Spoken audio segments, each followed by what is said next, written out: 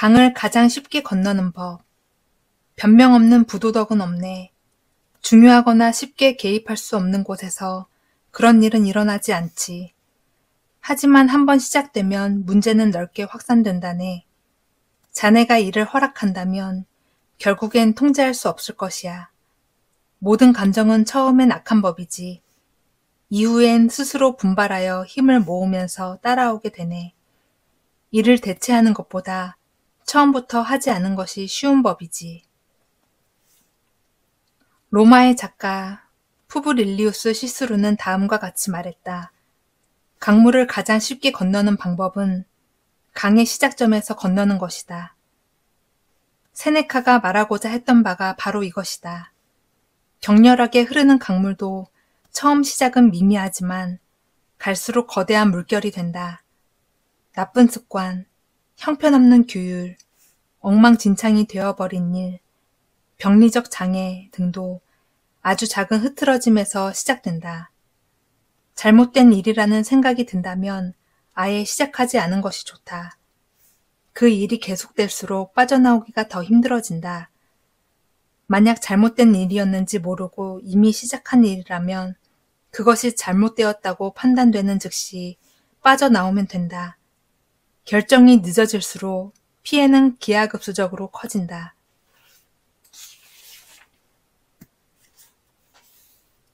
타인의 성공에 대한 두 가지 관점. 스스로를 위해 아주 어려운 일을 하고자 한다면 그것이 불가능하다고 상상하지 말라. 그것이 가능한 일이 되게 생각하라.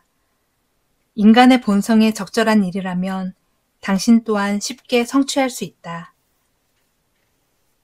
성취와 관련해서 세상에는 두 종류의 사람이 있다. 첫 번째 부류는 무엇인가를 성취한 사람을 볼 때 이렇게 생각한다. 내가 아니고 왜 그 사람이지? 반면 두 번째 부류는 이렇게 생각한다. 그도 했는데 나라고 왜 안 되겠는가? 첫째 부류는 성취를 제로섬 게임과 같은 것으로 생각한다. 자원은 한정되어 있다. 그가 가지면 나는 못 가진다. 두 번째 부류에게 성취는 제로섬 게임이 아니다.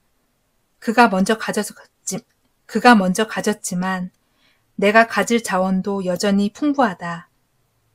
그는 타인의 성취를 통해 좌절이 아닌 영감을 얻는다.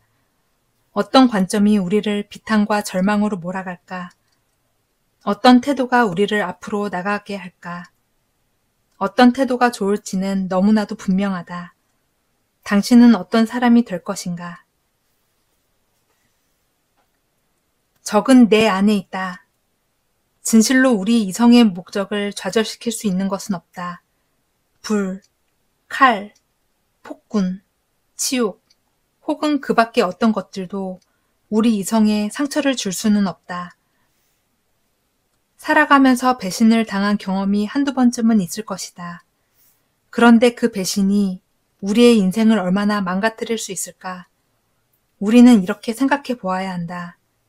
배신을 당한 후에 인생이 훨씬 더 힘들어졌다면 그것은 배신 때문이 아니라 자신이 무너졌기 때문이 아닐까? 배신당한 경험은 오히려 인생을 더 단단하게 만들기도 한다. 배신의 경험은 이제껏 살아온 내 삶을 되돌아보게 만들고 인생을 더 이성적이고 철두철미하게 살도록 만든다. 삶은 평탄한 꽃길로만 이루어져 있지 않다. 머피의 법칙이 말하는 것처럼 잘못된 가능성이 있는 것은 잘못된다. 하지만 잘못된 것에 연연할 필요는 없다. 연연할수록 더 잘못될 뿐이다. 오히려 잘못된 것을 걸음으로 삼아 더 나은 인생을 만들어야 한다. 진실로 우리의 목적을 좌절시키는 것은 외부에서 오지 않는다. 언제나 적은 내 안에 있다.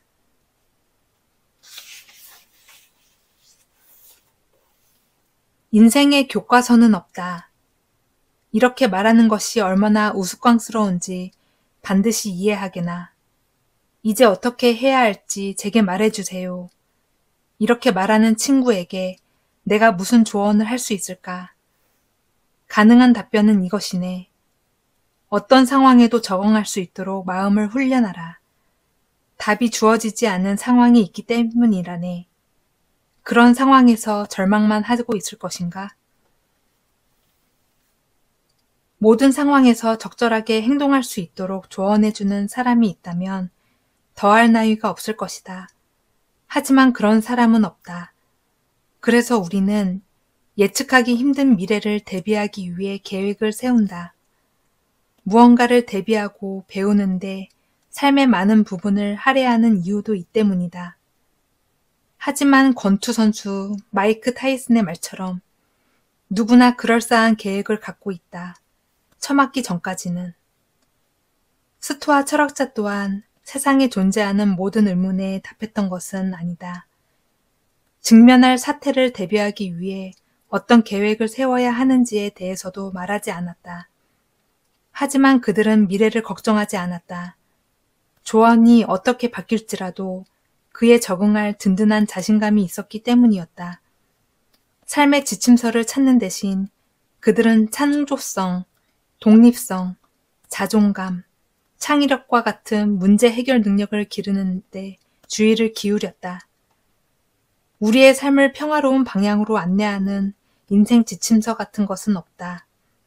운명 앞에서 원칙을 가지고 탄력적으로 대응해야 한다. 삶이라는 전쟁터. 자네는 우리 인생이 군사 직전과 같다는 것을 모르는가? 누군가는 장직을 서야 하고 또 누군가는 정철해야 하고 다른 누군가는 최전선에 서야 하는 것처럼 모두가 그렇다네. 사람의 인생은 길고 다양한 저마다의 전투라고 할 수 있지. 군인처럼 망을 봐야 하고 명령대로 움직여야 하네. 자네는 요동치 않고 주문해야 해. 평생에 걸쳐. 작가 로버트 그린은 전쟁처럼 인생도 그와 마찬가지라고 말했다. 우리 인생은 글자 그대로 그렇고 비유적으로도 전쟁이다. 목표를 획득하기 위해 싸워야 하고 충동과 싸워야 하고 원하는 사람이 되기 위해 싸워야 한다. 이 수많은 전쟁에서 이기기 위해서는 어떤 태도가 필요할까? 원칙, 불굴의 의지, 용기, 명석함, 이타심, 희생정신이다. 그렇다면 전쟁에서 패배하게 하는 태도는 어떤 것인가? 비겁함, 경솔함, 무질서, 자만심, 유약함, 이기주의이다. 전쟁에서나 인생에서나 승패를 가르는 마음가짐은 똑같다. 산다는 것은 투쟁하는 동시에 사랑하는 것이다.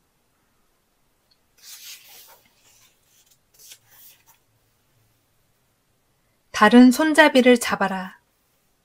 모든 시의 안에는 두 개의 손잡이가 있다.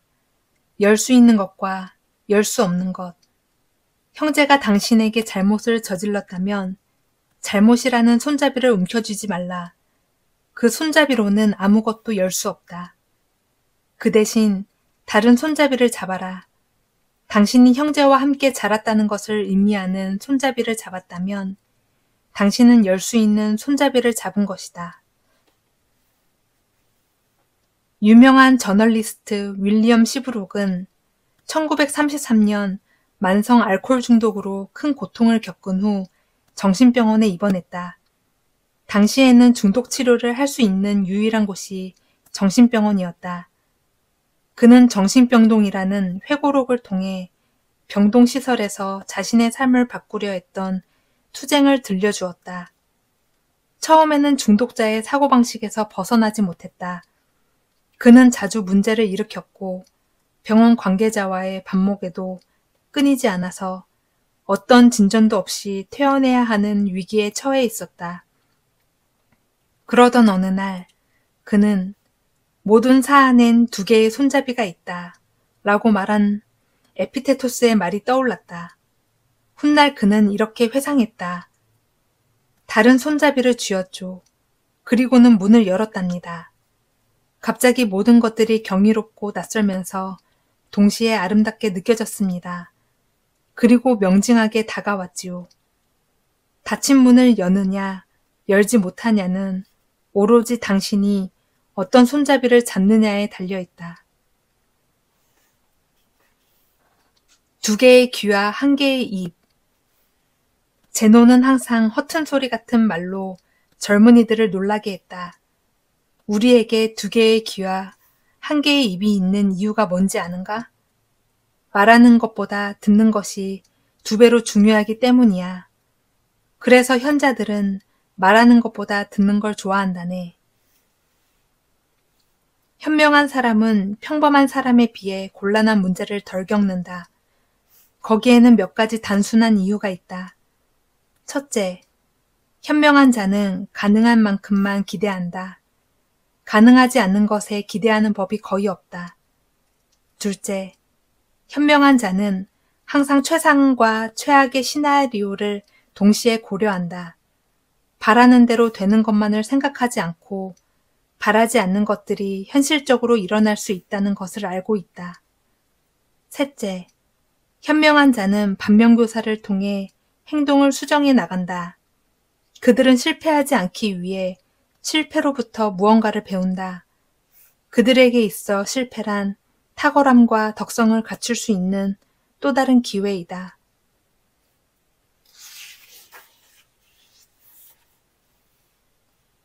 사랑의 작동법.